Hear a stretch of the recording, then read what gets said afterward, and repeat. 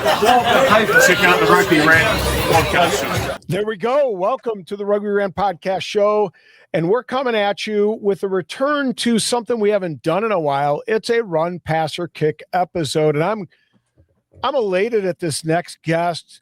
For those of you guys who've been around the MLR, you know this man. You know who he is. None other than Jason Damm from the California Legion. Jason, welcome to the show, mate. Yeah, thanks for having me. Excited to be here. I'm glad to have you.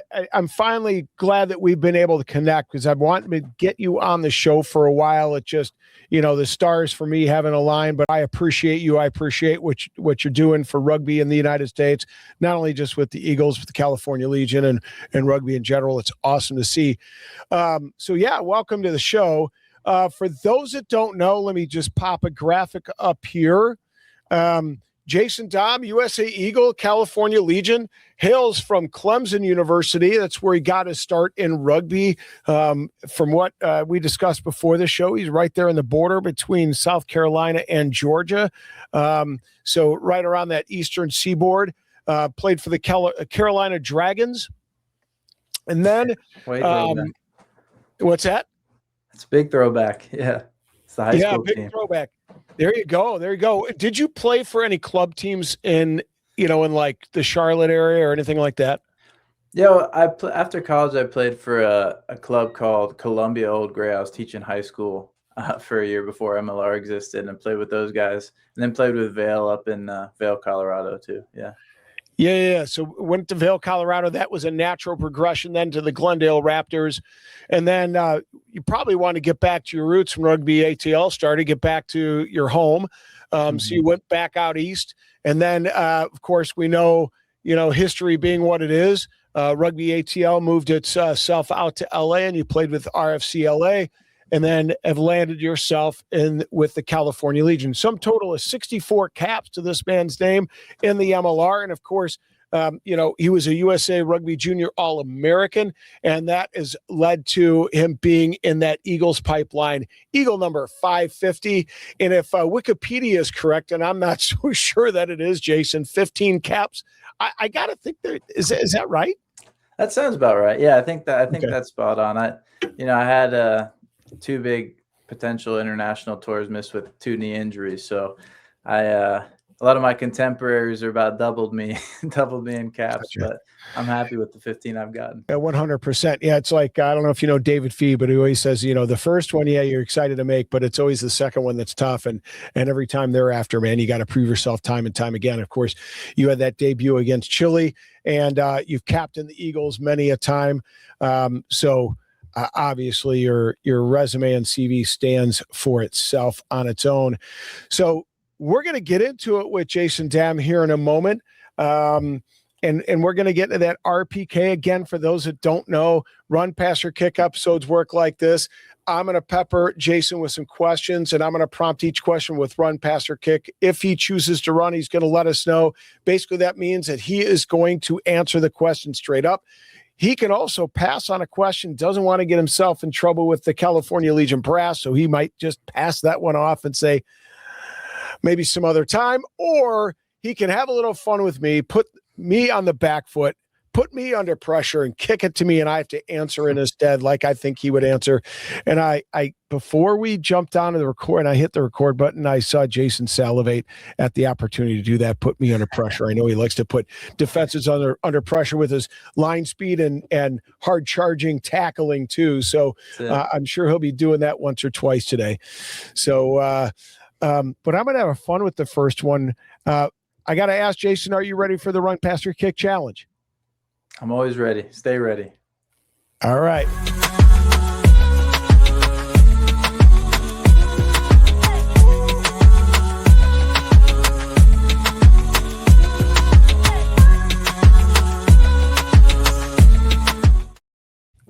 All right. Well, this first one, we're going to have a little fun with it. Just open it up with a casual one here. And I got to ask you, you've led your U.S. Eagles in the field of battle, but you also lead the Legion and RFCLA and Rugby ATL. So you don't shy away from leadership. I got to ask you in your new role with the Legion. I dug this picture out. I got to ask you, when leading the Legion, do the dudes abide? Yeah, I'll run with this one. The dude always abides. That was a different era of hair for me, but I miss those times. I know it looks like pretty good times. It's that whole. I assume this is for Halloween, right? Yeah, that's my wife with me there. We actually didn't really have costumes, and then she'd never seen The Big Lebowski, and we were at Goodwill, and I saw that purple top and pants, and I was like, oh yeah, you gotta go.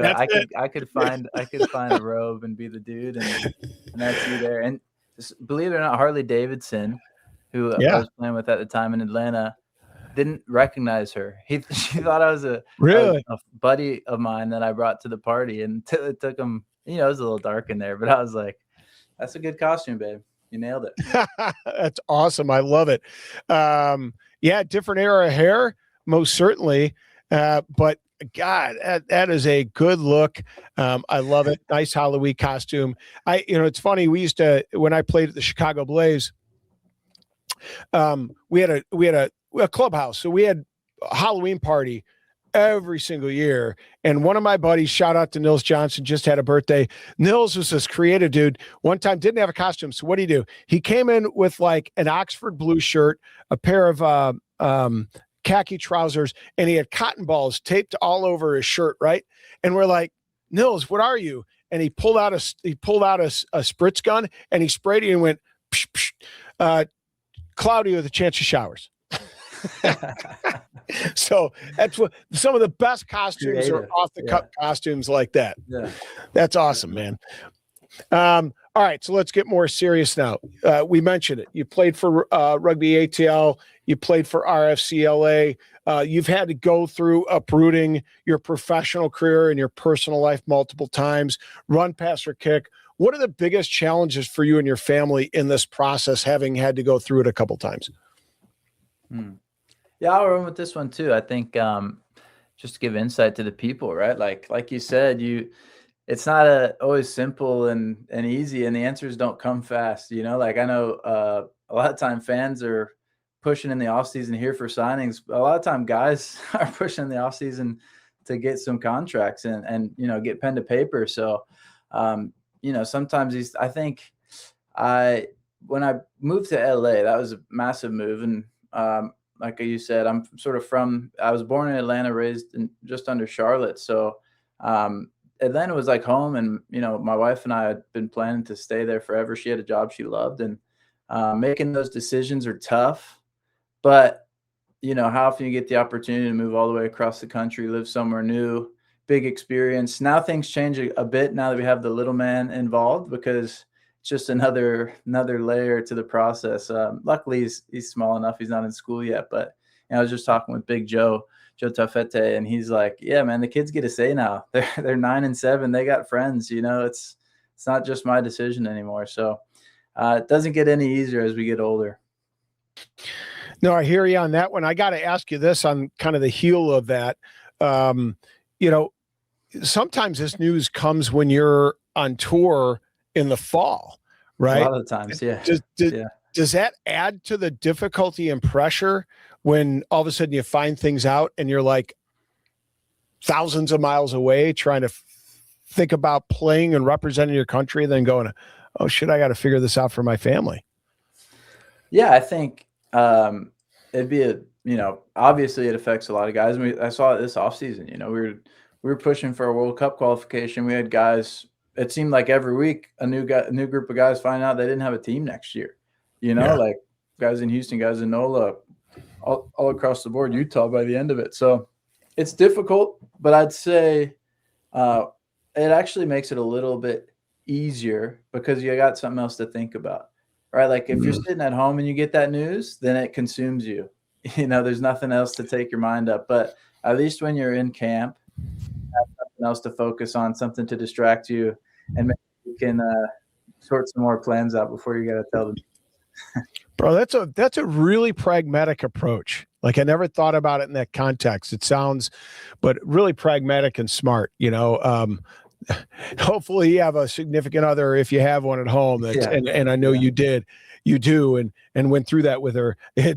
She's able to accept that you're thinking about something else and have that opportunity. But nevertheless, it's never easy. I want to talk about this move. Obviously, you were in LA, focused and based in LA, and while Hoyles and while Adam Fryer are still a part of the organization, obviously, this merger between LA and San Diego, kind of two teams coming together, not sure where your home pitch is going to be in this offseason. Now we've got, 5 different places of playing. How much of a barrier do the cultural differences between LA and San Diego, run, pass, or kick, how much of a barrier will these present to the Legion's mission of representing all of California? Yeah, I'll run with this one too. I think it's interesting to think about, and it's sort of a non-answer, but I think there are no barriers because it's like a full new group, to say we've left the past behind is definitely not true of either team. We've used a lot of connections that we have. We're still in LA in the same place we trained last year. A lot of connections with people who've been working in rugby in this area, but really also reaching back and trying to make sure those Legion fans, your heart gets ripped out when your team relocates. I understand that, just as much as anybody. But trying to reach back and say, do you love how much you love rugby? You want to be a part of this? We're going down to San Diego, this weekend to play against New England. But as a team, it's an all new experience. You got, a good bit of turnover and sort of create things from scratch again, which can be tough in a short runway we had this year of 3 weeks. Things like a team song is something that we're still sort of hammering out. That's it's tough to fit in all the tactical detail and some of the cultural stuff, but yeah, I think, like I said, it's a bit of a non-answer, but you just remove the walls straight away and get right into it. Yeah, no, I hear you. Interesting. I mean, when you peel back that onion, just the different challenges that emerge, not only, where you're going to play, but then, bringing different lads together, different lads from Utah into the mix. How are they going to fit together? And how is your on-field going to manifest itself, especially because, we were talking about it on the rant this week, just how Hoyles likes to play a real open style, let the lads play what's in front of them. And, it's not a style that's easy to get used to. You got to be fit, and you got to know that, there's trust in you. So, that takes a little time to develop. I got to ask you, we mentioned it, 5 home matches at 5 different venues across California. So I kind of 2 questions here, and you can run, pass, or kick with both of them, independently. How difficult does this, having 5 home matches, 5 different venues, make preparing for home matches and representing a supporter base? I'll run with this one. I think it's odd to say, but a lot of guys, your routine is more clear. And this might sound a little odd because it's home games, but 3 of our home games feel like away games because there's a travel involved. We're not going to be going down day of to San Diego. We're going to go down the night before. When we go up to the SAC in the Bay, we're going to be traveling like an away game. And it's an easier routine to me because there's less in your hands. The team is going to provide food. There's no outside factors. You don't have to really get up and pick this and that. Your day is really scheduled versus a home game can feel a little bit more like, what time is kickoff? How long do I have to sort of putz around my home? Maybe more distractions in a way for me, maybe a baby waking me up at 3 a.m.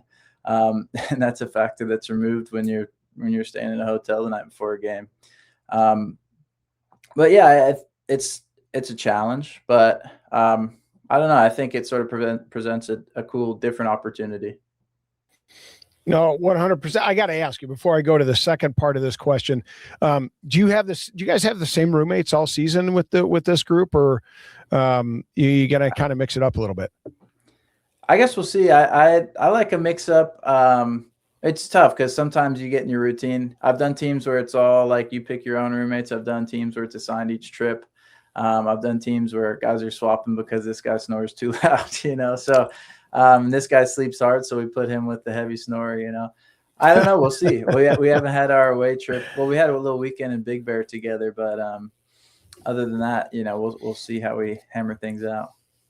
Gotcha. All right. I'll be keeping tabs on that one. I'll be interested to see how that plays out as you guys pretty much play what's going to be essentially 8 away games, more or less. So it'll be interesting. On the back end of the 5 home matches, 5 different venues, you guys have obviously, we're just on the heels of week 1. You had an opportunity to play in your first matchup in 2026 against Anthem, and that was in the OC. What was it like to play in front of this fan base, Run Passer? Yeah, I'll run with this one too. I'm going to kick one to you eventually here, but I live in the OC now, so I'm down in Huntington. A lot of the teams based up in El Segundo, so they live in the South Bay. It's about an hour between the two, for those unfamiliar, but it's cool for me because it's right down the road it's right by where my wife works. It's just down the road from my house, and running here in the off season, I met a lot of people who were like, what you seem like you're doing something, this isn't just normal running in the park type stuff. I'd be in USA kit or RFCLA kit, and they'd ask me questions, and it was a perfect opportunity to be like, well, our first game is going to be in Orange County, just down the road. I was able to connect with some Belmont Shore coaches who were able to, their youth teams were playing the curtain raisers. So it was a really awesome opportunity to connect with the community. Obviously, we wish we could have put a better result out for them, but the turnout was I think it was 80% higher than it was when we played Miami there last year. So locking into the community to get more and getting people invested. Yeah, well, it was great to see. Shout out to Sean Richards. I saw him leading the charge out there with the Legion regalia on and banging the drum. And yeah, it was awesome to see that the Legion are keeping that group intact as much as they can. Obviously, it's one of the finest fan bases in Major League Rugby, so it's good to see them continue to be a part of that process. Let's move them forward. I want to talk a little bit about this season and just some of the off-season changes to game day rosters. For those that don't know, foreign players were reduced from 10. Some teams had as many as 12. Won't get into the weeds on why that happened, but it's now 7, and Canadians are considered foreign players. So significant shift and changes this offseason and into this season with regard to makeup of the rosters. I think teams are carrying 31, 32 players. The expectation is to see more USA eligible players. Of course, you're Eagles, so that's. I'm sure you like that appeal and like to see that. We can expect to see more in game day rosters. This certainly played out in week 1, where 10 Eagles for the Anthem, 7 for the Legion. So here's my question: Run, pass, or kick. Did this game have a different feel as a result of having so many Eagles a part of it and so many American players part of the starting 15 and even coming off the bench? This one's teed up perfectly for a kick. It's coming right back to you. Oh, man, I was not planning on getting this one kicked to me. I thought you'd tee this one up for yourself.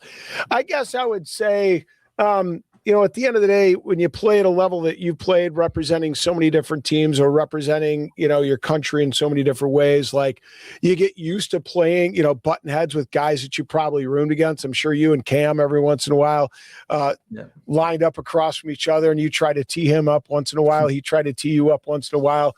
But I think the biggest benefit is obviously the number of USA eligible players playing in that starting 15 for both teams.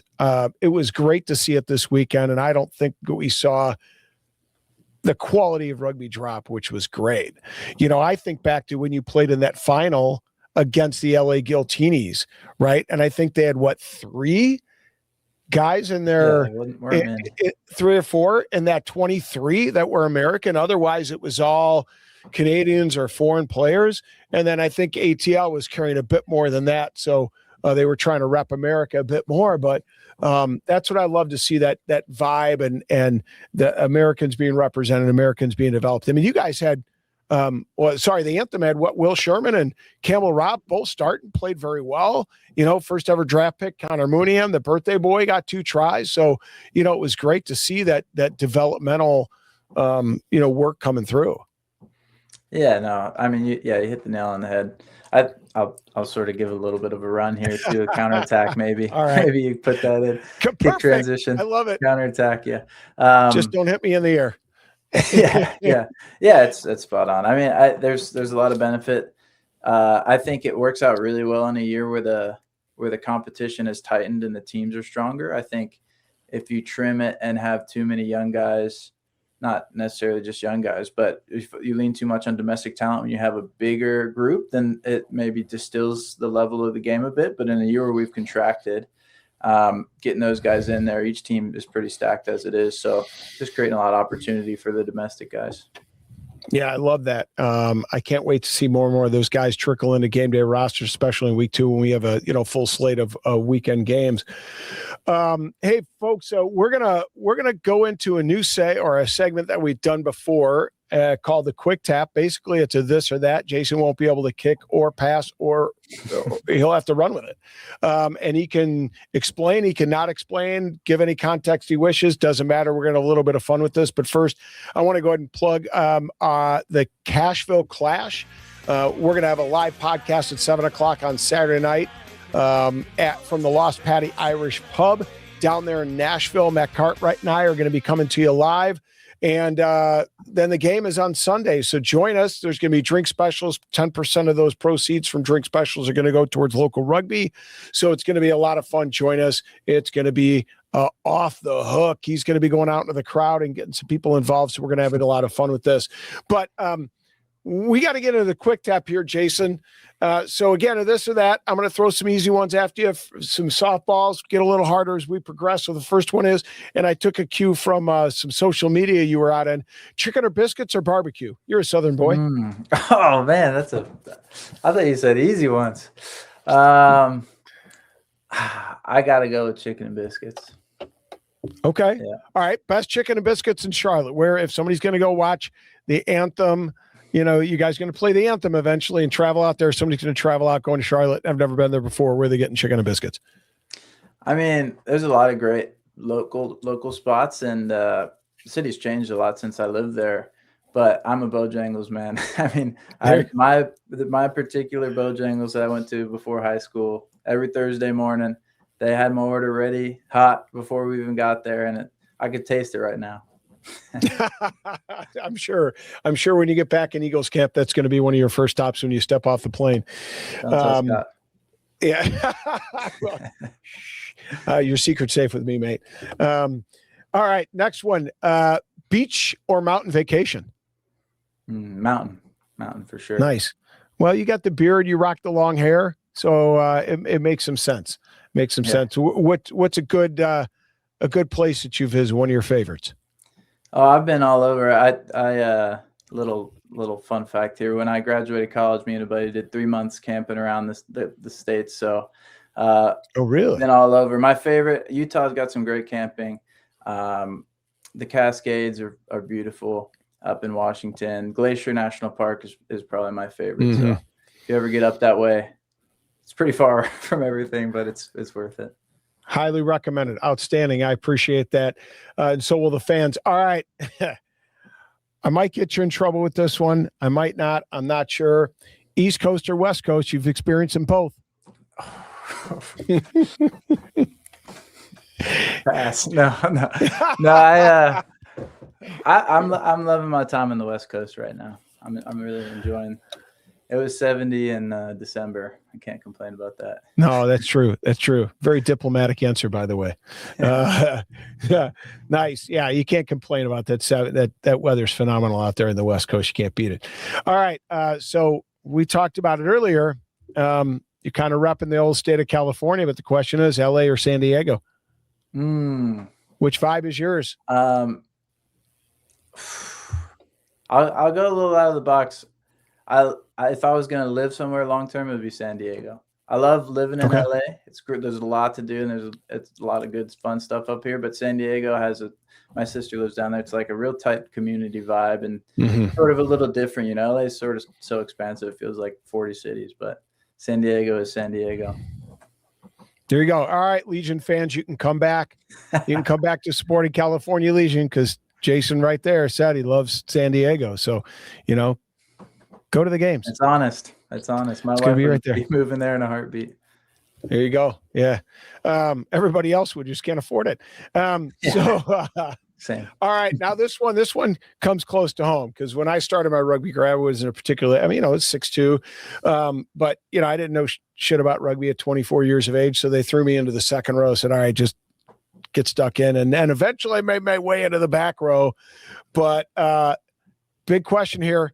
You're labeled as a lock by USA Eagle website standards. Which do you like better, lock or 8-man? 8-man is my first love, for sure. There you go. 8-man. All right. I'm nothing like now, too slow. Yeah. Nothing like picking and going right off the back of that scrum on the short side, right? I still have dreams about it. Yeah, salivate when you see a little 5'5" guy standing in your way and you get a chance to have a crack at him too. All right. Last one. This should be easy for you. All right. Big run or big hit? Which is better? I'm gonna go big hit, even though I'm not a real big hitter. Maybe that's why I won. Yeah. I'm more of a hold up tackler. The big runs always feel bigger when you're doing them. You watch the film back and it's not so big, but the big hits don't really live in the tape a bit better. Yeah, 100%. I like it. But let's talk about big runs. So we'll get back to the RPK, folks. Let's talk about big runs. You personally, in week one, had a great opener. You had 61 meters gained, 2 storming runs that got your team inside the 22, the attacking the green zone there, and you had 9 solid tackles, right? You played for a Hoyles coach team in LA. Now you're back under Hoyles with the California Legion. Has his style of play, this run, pass, or kick, has his style of play changed at all, or is his intent to play fast a part of this team's DNA? Yeah, I'll run with this. It's definitely part of the DNA. And I think part of that comes with experience. I think you saw that brand of rugby a lot more clearly on the back half of last season because it takes some getting used to and figuring out. And, I think you can think about it as flashy, but when you really watch it, it's simple and it's maintaining possession and it's waiting for the moment. And I think early in the season, especially, last season, it was definitely true. Based on this one game we've had, it's something we've addressed as well. It's not trying to force the moment, just letting it come. Be patient, and it'll crack. The wall breaks. You don't want to try and break it too soon.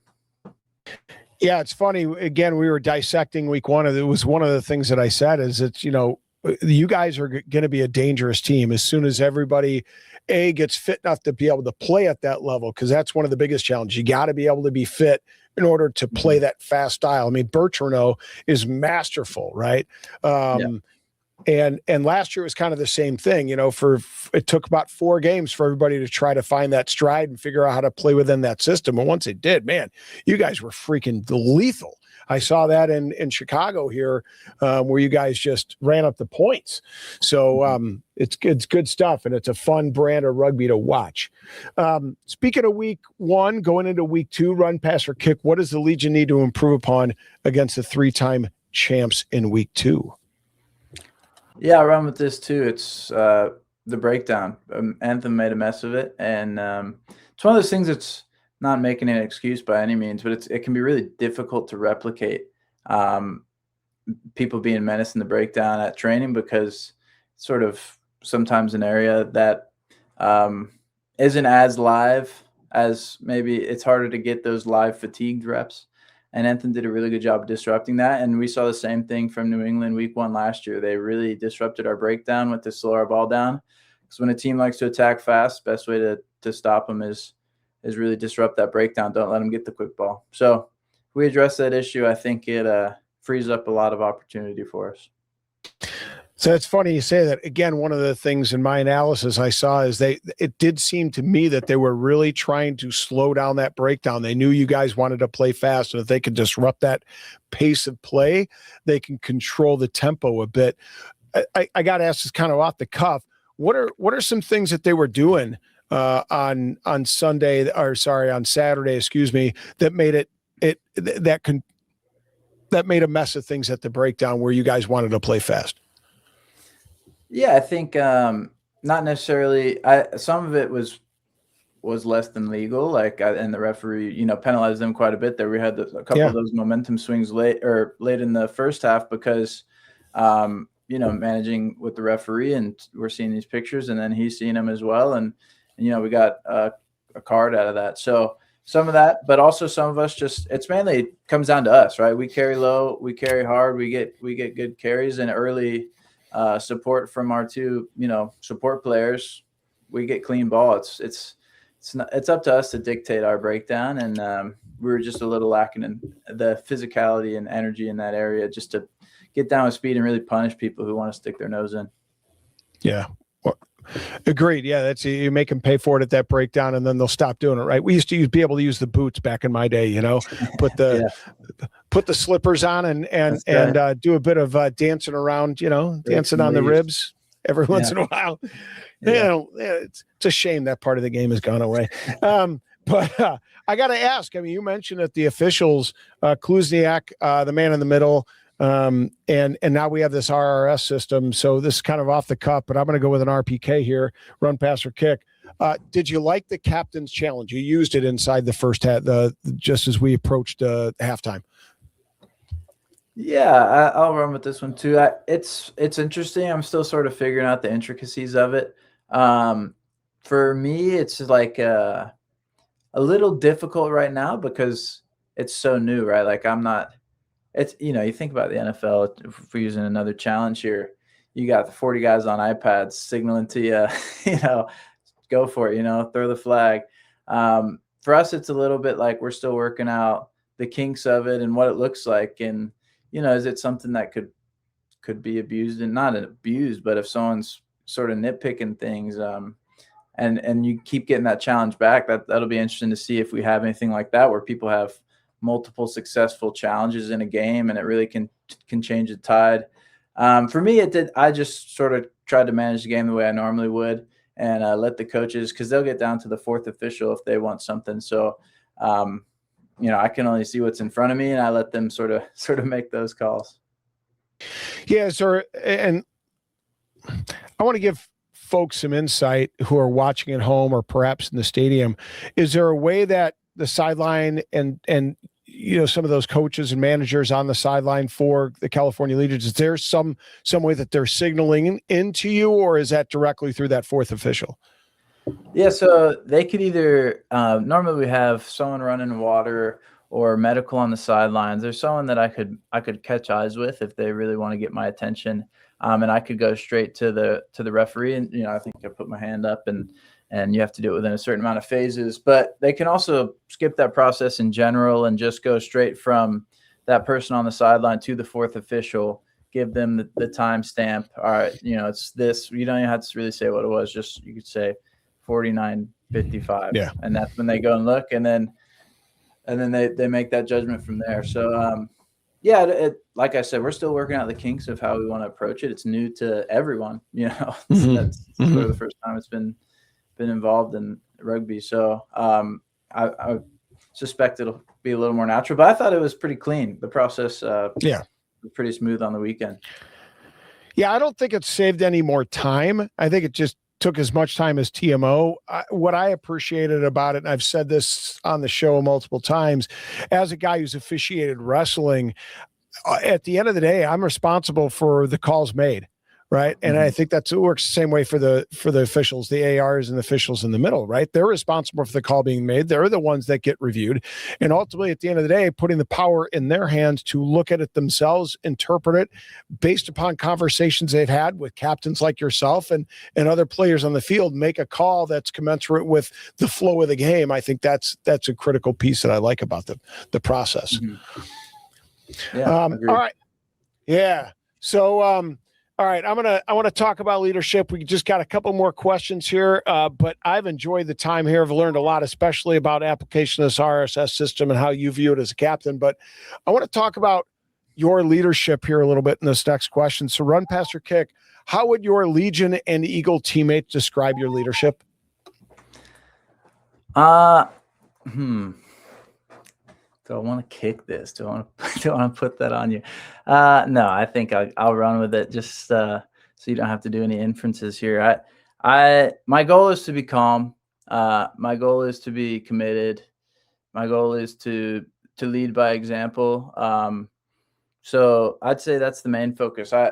I'm a pretty chill guy. I'm not a real hype up yeller. I get there for a pregame speech. But yeah, for me, it's just calm, cool, collected, and sets the example. Nice. That's perfect. That's the way every captain, that's at least the foundation of what all captains should be, right? Lead on the front foot. It's one of the things I think is understated. And I tell my students, because I'm a teacher as well by trade. Oh, nice. I tell my students, I tell my athletes, I'm like, I don't ask anybody else to do something I'm not willing to do myself. And I think that's an important part of leadership and captaincy, right? Is so I'm going to ask somebody else to stick their nose in that ruck. I better damn well make sure that I'm willing to stick my nose in that ruck. 100%. So, yeah. So I love that. I love that perspective. Love that approach. All right. So this next one, I'm going to move out from the MLR and the California Legion and move into the Eagles. Grade your current Eagles, run, pass, or kick. Grade your current Eagles in their progress toward the ultimate goal of Moonshot 2031, which is a quarterfinal appearance. So you said you did a bit of teaching, so giving grades shouldn't be, maybe if you haven't done it in a while, but it shouldn't be a foreign thing. A through F, give it a grade. What are your thoughts? I thought my thoughts are I have about a year of teaching experience, so I'll kick this to a guy who's graded a bit more than me. Well, I tell you what, and you can be honest, but I don't get my feelings hurt. No.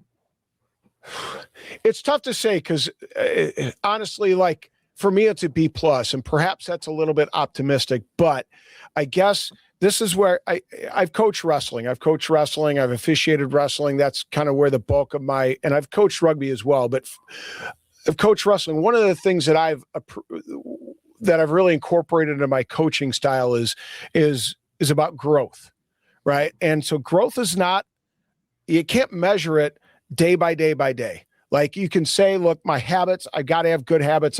My habits got to be there in order to have a good process. But I'm not going to sit there and every day see that I've gotten better continuously. You're going to have good days and bad days. What's important is the beginning and the end, right? Measure yourself in growth by where you started and where you ended. And obviously we have some time, 2031, to see where Scott Lawrence's vision ends.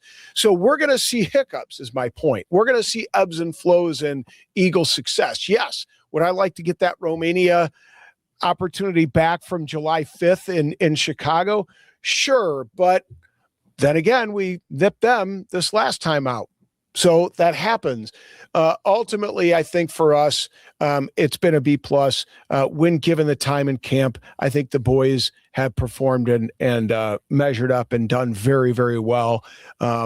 We just got to keep working towards getting another tier 1 victory like we didn't get against Scotland in 2018, right? So yeah. So I don't know. I give that answer an A. That's a good. See, I knew you could give grades. You're not that far removed. So B+. So, all right, this next one, I thought this one would be the one that you're going to kick, but maybe not. We'll see. 2 so far, so I might have to be running this one back hard. I don't know. Run, pass, or kick. Last question here. Jason, I've appreciated your time, man. It's been an absolute joy to spend 45 minutes with you. But Scott's vision, that being Moonshot 2031, what's your prediction? Run, pass, or kick? Will he be the head coach that sees this Eagles team through 2031? I'll run with this.